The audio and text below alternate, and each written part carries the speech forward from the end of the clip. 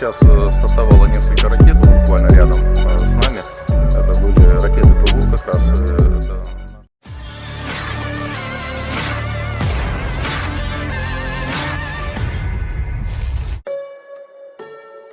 Penembakan kota-kota Donetsk oleh pasukan Ukraina dengan menggunakan artileri roket semakin sering atau intens terjadi. Menurut Yang Gagin, seorang pembantu Denis Pushilin, pemimpin yang didukung Rusia dari wilayah Donetsk, hal ini terjadi lantaran militer Ukraina telah terlempar mundur dari garis sebelumnya.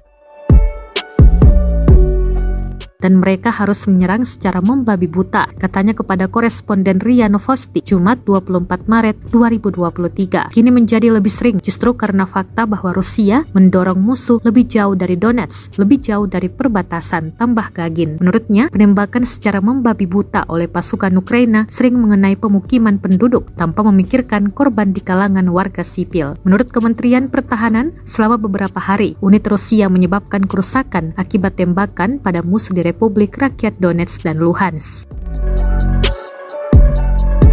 Pertempuran sengit juga berlanjut di Avdiivka, Marinka, dan Artyomovsk. 76 awak artileri, 114 area akumulasi tenaga dan peralatan, 2 gudang dengan senjata dan bahan bakar dilikuidasi. Penerbangan garis depan dan sistem pertahanan udara menembak jatuh pesawat Su-24, 16 drone, 5 roket HIMARS MLRS milik Ukraina.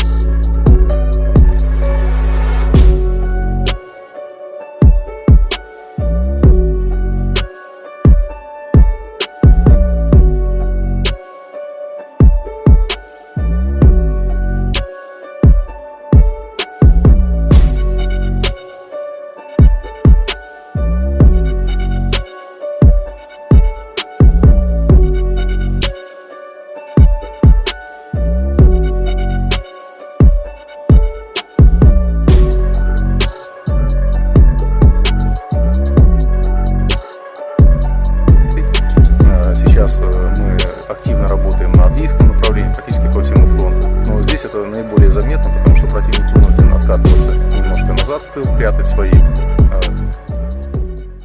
Terima kasih sudah nonton.